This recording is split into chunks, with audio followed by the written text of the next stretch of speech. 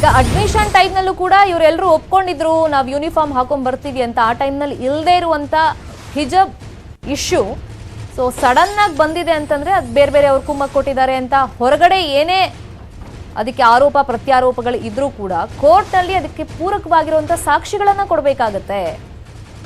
So ಈಗ ಶಾಸಕರಿಗೆ ಒಂದು ಸಂಪೂರ್ಣ ಜವಾಬ್ದಾರಿ ಕೊಟ್ಟಿದ್ದಾರೆ, ಅವ್ರ ನಿರ್ಬಂಧಗಳನ್ನ ತರ್ತಾರೆ ಅಂತಂದ್ರೆ ಆ ಥರ ಅಧಿಕಾರ ಕೊಡೋದು ಸರಿ ಅಲ್ಲ ಕಾಲೇಜಿನ ಆಡಳಿತ ಮಂಡಳಿಯಲ್ಲಿ ಅನ್ನೋ ಅಭಿಪ್ರಾಯವನ್ನ ಅರ್ಜಿದಾರ ಪರ ವಕೀಲರು ತ್ರಿಸದಸ್ಯ ಪೀಠದ ಮುಂದೆ ಇಟ್ಟಿದ್ದಾರೆ. ಕಾಲೇಜ್ ಅಭಿವೃದ್ಧಿ ಸಮಿತಿಗಳು ನಿರ್ಧಾರ ಮಾಡೋದಲ್ಲ, ಸರ್ಕಾರ ಮಾಡಬೇಕು ಯೂನಿಫಾರ್ಮ್ ಬಗ್ಗೆ. ಅದರಲ್ಲೂ ಒಬ್ರು ಶಾಸಕರು ಇನ್ವಾಲ್ವ್ ಆಗ್ತಾರೆ, ಅವರೇ ಒಂದು ತೀರ್ಮಾನ ಕೈಗೊಳ್ತಾರೆ ಅಥವಾ ಡಿಸಿಷನ್ಗೆ ಬರ್ತಾರೆ ಅಂದ್ರೆ ಇದು ಸರಿಯಲ್ಲ, ಶಾಸಕರಿಗೆ ಸಂಪೂರ್ಣ ಅಧಿಕಾರ ಕೊಡೋದು ಸರಿಯಲ್ಲ ಅನ್ನೋ ವಾದವನ್ನ ಅರ್ಜಿದಾರ ಪರ ವಕೀಲರು ಕಾಮತ್ ಅವರು ಮಾಡಿದ್ದಾರೆ.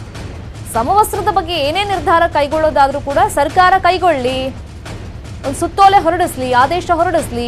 ಅದನ್ನು ಬಿಟ್ಟು ಕಾಲೇಜ್ ಅಭಿವೃದ್ಧಿ ಸಮಿತಿ ಈ ತರ ಒಂದು ಆದೇಶವನ್ನ ಹೊರಡಿಸೋದು ಸರಿಯಾಗೋದಿಲ್ಲ. ಅದರಲ್ಲೂ ಶಾಸಕರಿಗೆ ಆ ಸಮಿತಿ ಸಂಪೂರ್ಣ ಅಧಿಕಾರ ಕೊಟ್ಬಿಟ್ಟು ನೀವೇ ಡಿಸೈಡ್ ಮಾಡಿ ಅಂತ ಹೇಳಿ ಶಾಸಕರು ಏಕಾಏಕಿ ನಿರ್ಧಾರ ಕೈಗೊಂಡಿರೋದು ಇದು ಸರಿ ಅಲ್ಲ ಅನ್ನೋ ವಾದವನ್ನ ಅರ್ಜಿದಾರ ಪರ ವಕೀಲರು ಮಾಡಿದ್ದಾರೆ.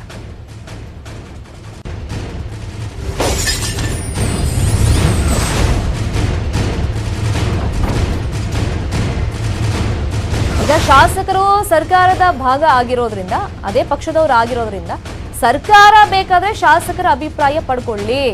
ಆದರೆ ಕಾಲೇಜ್ ಅಭಿವೃದ್ಧಿ ಸಮಿತಿ ಸಂಪೂರ್ಣ ಜವಾಬ್ದಾರಿಯನ್ನ ಶಾಸಕರಿಗೆ ಕೊಟ್ಟಿರೋದು, ಅವರೇ ನಿರ್ಧಾರ ಮಾಡಲಿ ಅಂತ ಬಿಟ್ಟಿದ್ದು ಇದು ತಪ್ಪಾಗುತ್ತೆ ಅಂತ ಅರ್ಜಿದಾರ ಪರ ವಕೀಲರು ಹೇಳ್ತಾ ಇದ್ದಾರೆ.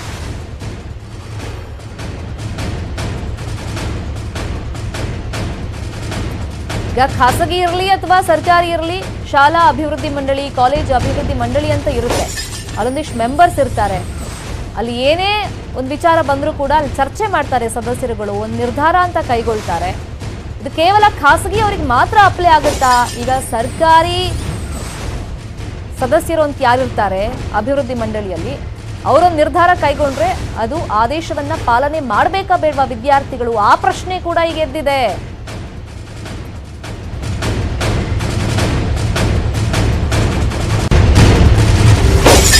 ಜನಪ್ರತಿನಿಧಿಗಳು ಸಮಿತಿಯಲ್ಲಿ ಒಂದು ನಿರ್ಧಾರ ಕೈಗೊಳ್ಳಬಾರದು ಅಂತಂದ್ರೆ ಈ ಬಗ್ಗೆ ಯಾವುದಾದ್ರೂ ನ್ಯಾಯಪೀಠದ ಉಲ್ಲೇಖ ಇದೆಯಾ ಅಂತ ಜಡ್ಜ್ ಕೇಳ್ತಾ ಇದ್ದಾರೆ. ಶಾಸಕರು ಇನ್ವಾಲ್ವ್ ಆಗಿದ್ದು, ಆ ಮಂಡಳಿ ಸಂಪೂರ್ಣ ಒಂದು ಸ್ವಾತಂತ್ರ್ಯವನ್ನ ಈ ವಿಷಯವಾಗಿ ನೀವು ನಿರ್ಧಾರ ಕೈಗೊಳ್ಳಿ ಅಂತ ಶಾಸಕರಿಗೆ ಬಿಟ್ಟಿದ್ದು ತಪ್ಪು ಅಂತ ನೀವು ಹೇಳೋದಾದ್ರೆ ಈ ಬಗ್ಗೆ ಯಾವುದಾದ್ರೂ ನ್ಯಾಯಪೀಠದ ಉಲ್ಲೇಖ ಇದೆಯಾ? ಜನಪ್ರತಿನಿಧಿಗಳು ಸಮಿತಿ ನಿರ್ಧಾರ ಮಾಡಬಾರ್ದು ಅಂತ ನೀವು ಹೇಳೋದಾದ್ರೆ ಈ ಹಿಂದೆ ನ್ಯಾಯಪೀಠದ ಉಲ್ಲೇಖ ಈ ವಿಷಯವಾಗಿ ಇದೆಯಾ ಅಂತ ವಕೀಲರಿಗೆ ನ್ಯಾಯಮೂರ್ತಿಗಳು ಪ್ರಶ್ನೆಯನ್ನ ಮಾಡಿದ್ದಾರೆ.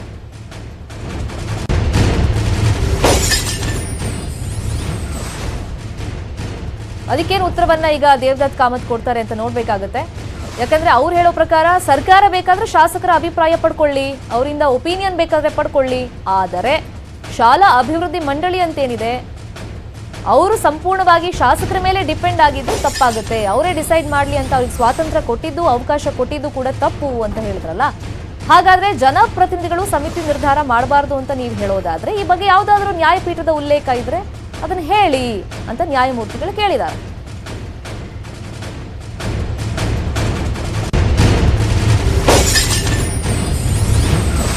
ಸರ್ಕಾರ ತನ್ನ ಅಧಿಕಾರವನ್ನ ಶಾಸಕರ ನೇತೃತ್ವದ ಸಮಿತಿ ಕೊಟ್ಟಿದೆ. ಸಂವಿಧಾನ ಸರ್ಕಾರಕ್ಕೆ ನೀಡಿರುವ ಅಧಿಕಾರವನ್ನ ಸಮಿತಿ ನೀಡುವಂತಿಲ್ಲ ಅಂತ ಕಾಮತ್ ಅವರು ಹೇಳ್ತಾ ಇದ್ದಾರೆ.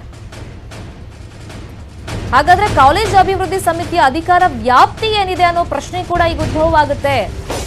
ಈಗ ಕಾಮತ್ ಅವರು ಹೇಳ್ತಿರೋ ಪ್ರಕಾರ ಯೂನಿಫಾರ್ಮ್ ಬಗ್ಗೆ ಏನೇ ಡಿಸಿಷನ್ ತಗೊಳ್ಬೇಕಾದ್ರೂ ಕೂಡ ಅದನ್ನ ಸರ್ಕಾರ ಡಿಸೈಡ್ ಮಾಡಲಿ, ಸುತ್ತೋಲೆ ಹೊರಡಿಸ್ಲಿ, ಆದೇಶ ಹೊರಡಿಸ್ಲಿ.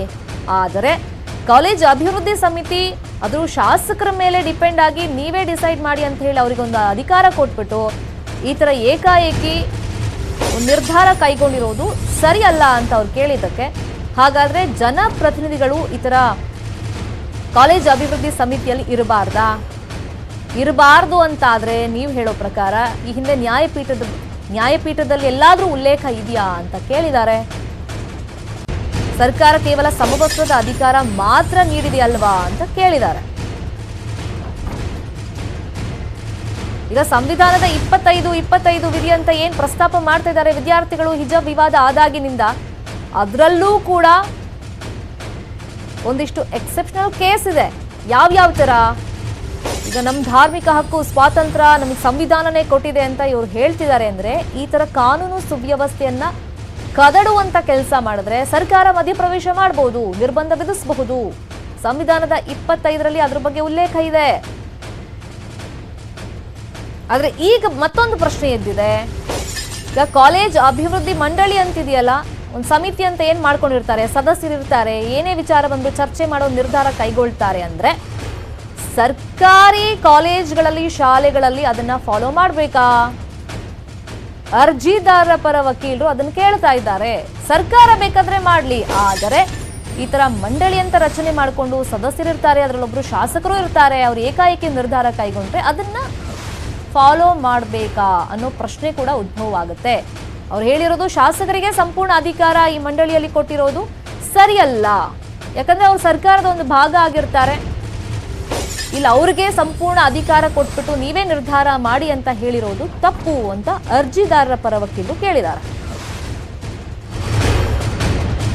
ನಾನು ಆಗ್ಲೇ ಹೇಳ್ತಿದ್ನಲ್ಲ, ಸಂವಿಧಾನದ 25(1) ಅಧಿಕಾರವನ್ನ ಈಗ ಏನ್ ನೀಡಿದ್ದಾರೆ, ಯಾಕಂದ್ರೆ ಸರ್ಕಾರ ಅಲ್ಲಿ ಬಂದು ಮಧ್ಯಪ್ರವೇಶ ಮಾಡಬಹುದು ಕಾನೂನು ಸುವ್ಯವಸ್ಥೆಗೆ ಧಕ್ಕೆ ಉಂಟಾದಂತ ಟೈಮ್ನಲ್ಲಿ. ಧಾರ್ಮಿಕ ಆಚರಣೆ ಅಂತ ನಮ್ಮ ಹಕ್ಕು ಸ್ವಾತಂತ್ರ್ಯ ಅಂತ ಹೇಳಿದ್ರು ಕೂಡ ಬೇರೆಯವರಿಗೆ ಅದು ಸಮಸ್ಯೆ ಉಂಟು ಮಾಡಬಾರದು. ಕಾನೂನು ಸುವ್ಯವಸ್ಥೆ ಕಾರಣ ಕೊಟ್ಟು ನಮ್ಮ ಹಕ್ಕನ್ನ ಹಾಗಾದ್ರೆ ತಡಿಬಹುದಾ? ನನ್ನ ಧಾರ್ಮಿಕ ಸ್ವಾತಂತ್ರ್ಯ ಆಚರಿಸಲು ಸರ್ಕಾರ ತಡೀತಾ ಇರೋದು ಯಾಕೆ ಅಂತ ಅರ್ಜಿದಾರ ಪರ ವಕೀಲರು ಕೇಳ್ತಾ ಇದ್ದಾರೆ. ಕಾನೂನು ಸುವ್ಯವಸ್ಥೆ ಕಾರಣ ಕೊಟ್ಟು ನಮ್ಮ ಹಕ್ಕನ್ನ ಹಾಗಾದ್ರೆ ಸರ್ಕಾರ ತಡೀತಾ ಇದೆಯಲ್ಲ, ಇದೆಷ್ಟು ಮಟ್ಟಿಗೆ ಸರಿ? ನನ್ನ ಧಾರ್ಮಿಕ ಸ್ವಾತಂತ್ರ್ಯ ಆಚರಣೆ ಮಾಡಬೇಡ ಅಂತ ಸರ್ಕಾರ ಮಧ್ಯಪ್ರವೇಶ ಮಾಡಿದೆಯಲ್ಲ, ಇದು ಸರಿನಾ?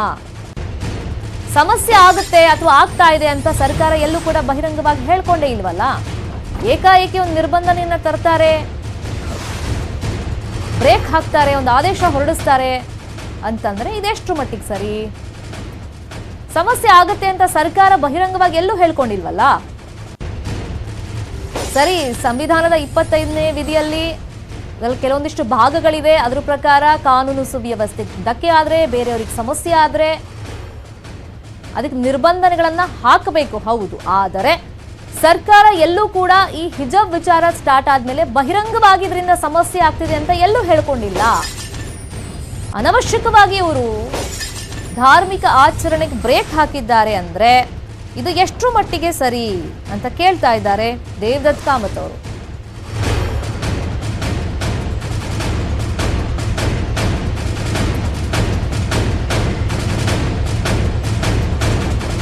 ಶಾಸಕರ ನೇತೃತ್ವದ ಸಮಿತಿಗೆ ಇಂತಹ ಅಧಿಕಾರ ಇಲ್ವಾ, ಇದೆಯಾ, ಈ ತರದೊಂದು ಪ್ರಶ್ನೆ ಬಂತಲ್ಲ. ಅದಕ್ಕೆ ಸಿಜೆ ಒಂದು ಪ್ರಶ್ನೆ ಕೇಳಿದ್ರಲ್ಲ, ಈ ಹಿಂದೆ ನ್ಯಾಯಪೀಠದಲ್ಲಿ ಅದ್ರ ಬಗ್ಗೆ ಏನಾದರೂ ಉಲ್ಲೇಖ ಇದೆಯಾ, ಅದ್ರ ಬಗ್ಗೆ ಏನಾದರೂ ತೀರ್ಪಿದೆಯಾ ಅಂತ ಪ್ರಶ್ನೆ ಕೇಳಿದ್ರಲ್ಲ, ಆ ರೀತಿಯ ತೀರ್ಪು ಇದೆಯಾ ಇಲ್ವಾ ಅಂತ ನಾನು ಪರಿಶೀಲನೆ ಮಾಡ್ತೀನಿ ಅಂತ ಅರ್ಜಿದಾರರ ಪರ ವಕೀಲರು ದೇವದತ್ ಕಾಮತ್ ಅವರು ಹೇಳಿದ್ದಾರೆ ದ್ವಿಸದಸ್ಯ ಪೀಠದ ಮುಂದೆ.